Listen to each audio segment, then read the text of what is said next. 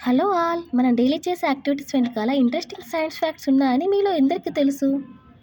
మన స్టమక్ ఎంప్టీగా ఉన్నప్పుడు కొన్ని సౌండ్స్ ప్రొడ్యూస్ అవుతాయి. ఎందుకో తెలుసా? మనకు ఫుడ్ తినాలని కోరిక ఎలా కలుగుతుంది? అదే ఫుడ్ మనకు చాలు అని మనకు ఎప్పుడు అనిపిస్తుంది? వీటన్నిటి వెనకాల సైన్స్ మీకు తెలుసుకోవాలని ఉందా? అయితే let's see. Leptin is a peptide hormone. ఇది ఫ్యాట్ సెల్స్ ద్వారా రిలీజ్ అవుతుంది. ఇలా రిలీజ్ అవ్వడం వల్ల ఫుడ్ చాలు అనిపిస్తుంది.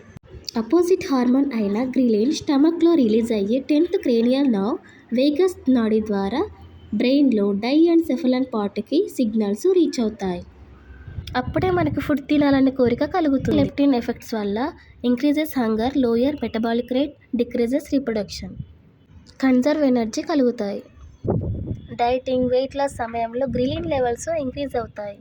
So it is difficult to maintain lower weight. సన్నగా ఉన్న వాళ్ళతో కంపేర్ చేస్తే ఒబేసిటీ పీపుల్స్లో గ్రిలిన్ లెవెల్స్ చాలా తక్కువగా ఉంటాయి. Leptin and ghrelin opposite hormones. Stomach J shaped. Stomach has a 4 parts: cardia, above the cardia fundus, large portion body, below the body pylorus. Pylorus contains mucosal layers are arranged longitudinal waves. These structures are called rugae.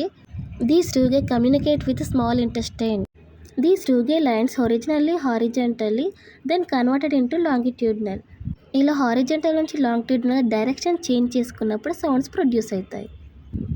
Generally indicates mucosa getting dehydrate, there is a lack of food water. Information useful అయితే please give like and share.